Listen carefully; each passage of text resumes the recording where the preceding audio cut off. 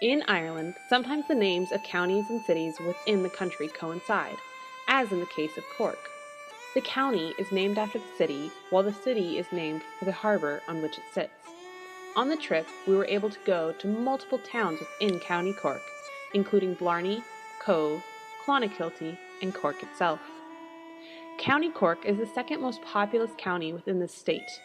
It was also the center for rebellion in the War for Independence from 1916 to 1920 and the center for anti-treaty forces during the Irish Civil War from 1920 to 1922. Clonakilty is a simple town in West Cork that we were fortunate enough to visit during our time in County Cork. It is surrounded, like most of Ireland, by remnants of the past, including the Dromberg Stone Circle, one of the finest constructed in Ireland. It also has a garden in the town center known as Kennedy Square in honor of U.S. President John F. Kennedy. Our main reason for going to Clonakilty, however, was to look at the birthplace of Michael Collins. Clonakilty is considered to be the home of Michael Collins, although he was born a few miles from the town itself. Michael Collins was one of the main figures in the Irish War for Independence from 1916 to 1920.